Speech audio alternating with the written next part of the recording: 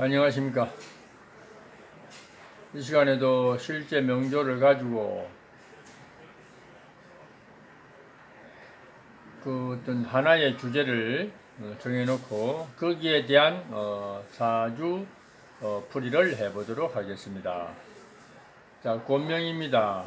경술년, 경진월, 병진일, 임진실.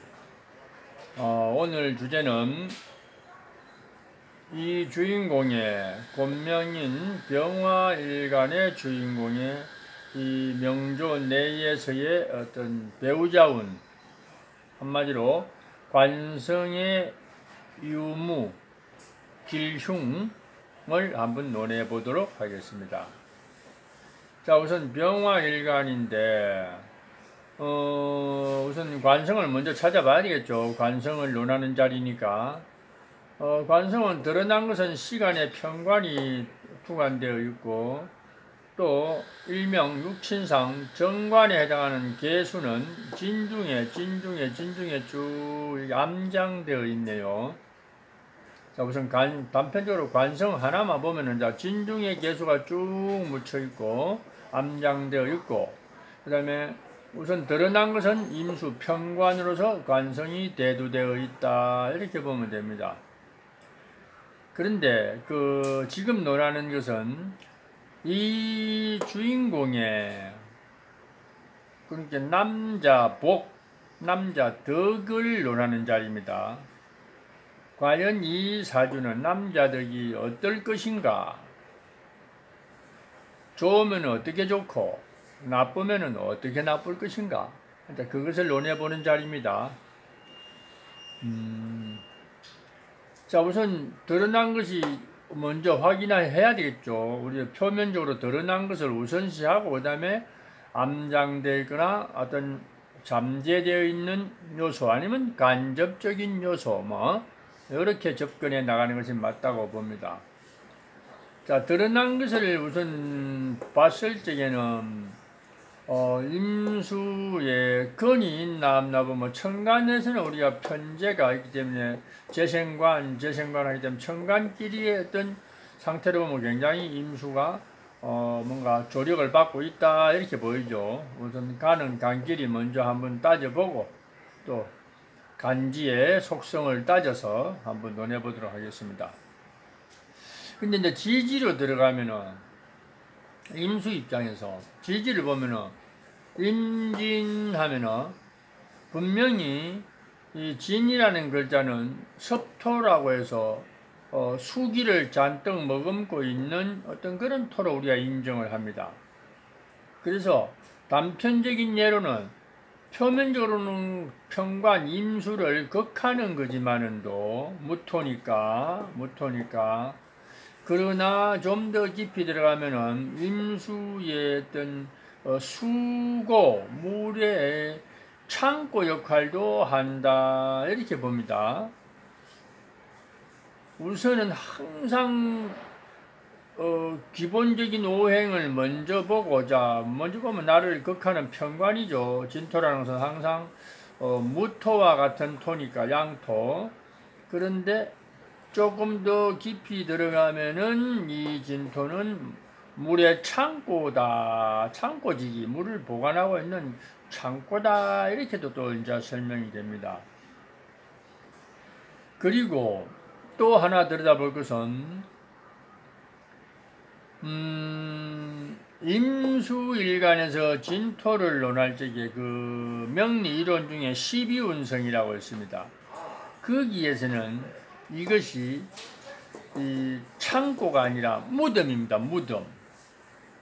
우리가 창고의 개념과 무덤의 개념은 조금 다르게 봐야 됩니다. 창고는 그 씨앗을 보관하는 어떤 그런 뭔가 보관소지만은도 숨겨놓은 보관소라고 하는 것이 창고의 개념이고, 무덤이라고 하는 것은 힘을 쓰지 못하는 뭔가 묻혀있는, 갇혀있는 현상이다, 이렇게 봐야 됩니다. 그래서 그 무수한 많은 명리의 이론 중에서 12운성이라는 논리로 봤을 적에는 자, 드러난 임수, 드러난 것을 우선시한다고 했죠. 관성도, 뭐 재성도 모든 것은 드러난 것을 우선시하고 그 다음에 암장된 것을 또 끄집어내서 저울질을 해보는 건데, 일단은 12운성 논리는 전부 무덤이니까 관성이 힘이 없구나, 관성이 맥을 못 추는구나, 또 이렇게 논하겠죠. 그러나 조금 더 한 단계 깊이 들어가서 진토라는 것이 섭토로서 어떤 수기를 보관하고 있는 창고다, 이렇게 봤을 적에는 또 임수가 강해지는 것입니다. 직접적으로는 강해 보이지 않더라도 그는 직접적으로는 편관, 임수를 극하는 요소지만도 그 조금 더 깊이 들어가면 그것은 강해지는 것입니다. 그래서 우리가 뭐 임진 일주를 괴강이라고도 얘기하고 뭐 이런 것도 얘기하죠. 괴강이라는 것은 뭔가 그 두령 역할을 할 수 있는, 어떻게 보면 어디 가서라도 자존심을 세우고 주관을 강하게 내보일 수 있는 그런 어떤 존재다 해서 임진, 뭐 경진 주로 뭐 이런 것들 괴강이라고들 많이 하죠. 그래서 자, 이렇게 보면은 강하고, 창고로 보면은 강하고, 무덤으로 보면 약하고, 이렇게 되어 있죠. 그 다음에 우리가 편관과 정관을 또 구분해서, 관성 중에서도 정관을 또 우선시하니까 정관은 구분해보는 거죠. 편관은 창고로 보면 편관 역시도 강하고, 무덤으로 보면 약하고, 이것을 무덤으로 보면, 묘지로 보면 약하고. 그러면 정관을 먼저 따져봅시다. 정관은 진중의 개수, 이제 임수하고 분리를 하는 겁니다. 정관은 진중에 묻혀있죠. 진중에 쭉 묻혀있습니다. 묻혀있다고 우리가 약하다 이러면 안 됩니다. 묻혀있는데 과연 그것을 유용하게 활용할 수 있으면 좋은 것이고, 유용하지 않으면 또 뭐 좋지 않은 것이고, 이제 이렇게 봅니다. 근데 그 진중에 묻혀있는 것은 절대 우리가 약하다고 하면 안 되는 겁니다. 묻혀있는 그 상태를 보면은 잠재되어 있는 것이니까. 그리고 12운성 논리를 보면 또 진토는 개수, 정관의 양지라고 해서 그것이 기를 양자, 양지도 뭔가 표면적으로 확 드러나진 않지만도 강인한 힘을 가지고 꿈틀거림을 얘기하는 게 우리 양지라고도 얘기하죠. 기를 양자에서 양지. 그런 쪽에 보면 또 진중에 묻혀있는 개수도 상당히 또 세 군데나 쭉 있으니까 강하다, 이렇게 보는 거죠. 또 우리가 부각이 되어야, 투간이 되어야 쓸모가 있다, 그런 차원에서 보면 또 뭐 맥을 못 추는 뭐 그런 논리로도 또 땅속에 묻혀 있으니까 뭔가 끄집어내서 쓰려면은 그건가 뭔가 운을, 때를 만나야 된다, 뭐 이렇게도 얘기하죠. 그래서 보는 시각, 어떤 이론의 어떤 각양각색인 어떤 이론의 상황에 따라서 그 척도가 막 천차만별 달라지죠.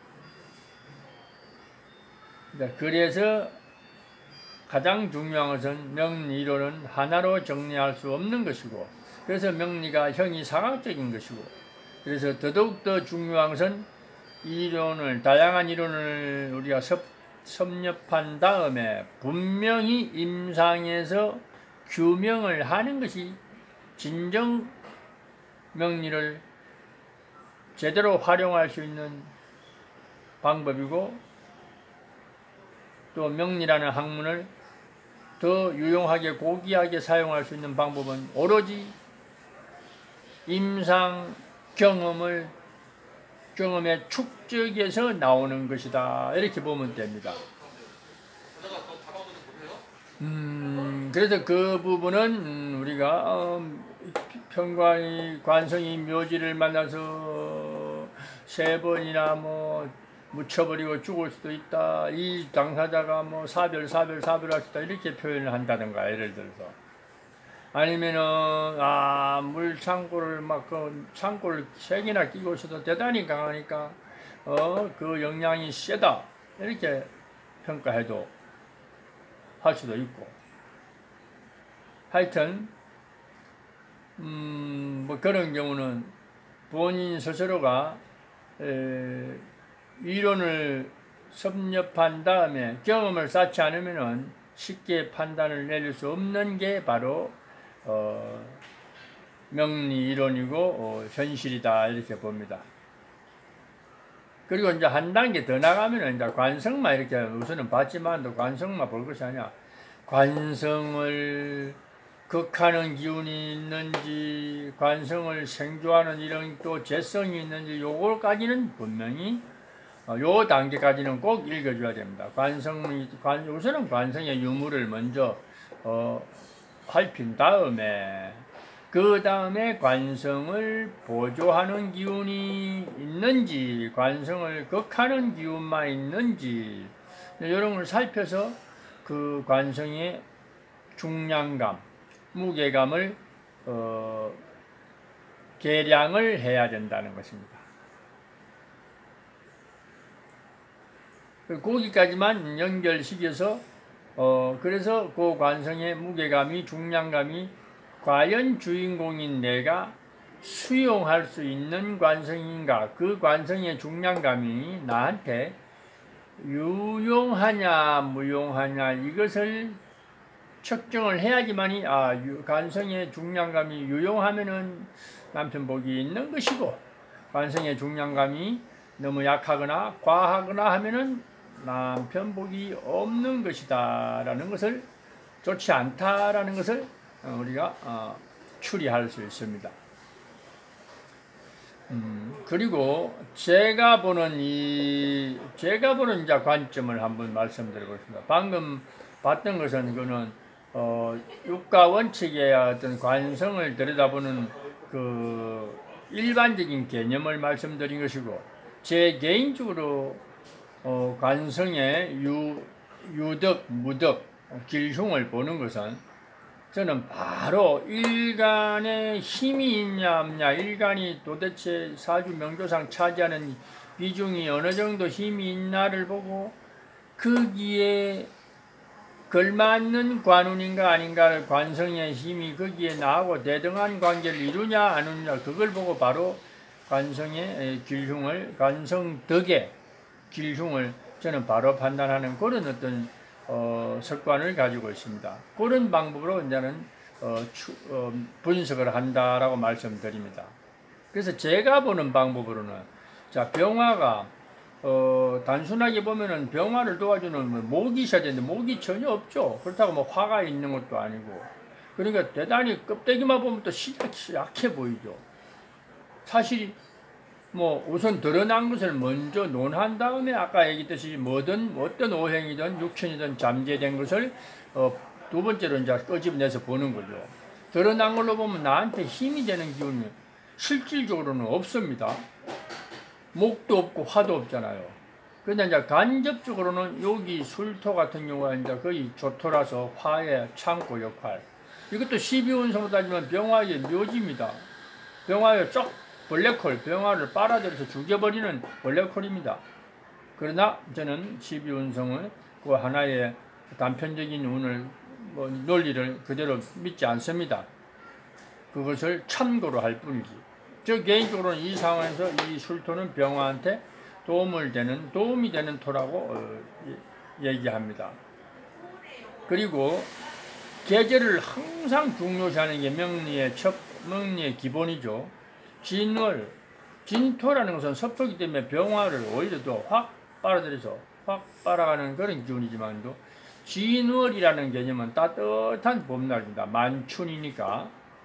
거기다가 이 지지를 살필 때는 항상 그 초중정을 따져서 지장 간의 사령신이 도대체 진중에 있는 어떤 에너지가, 어떤 육천이 사령하느냐를 살펴야 됩니다.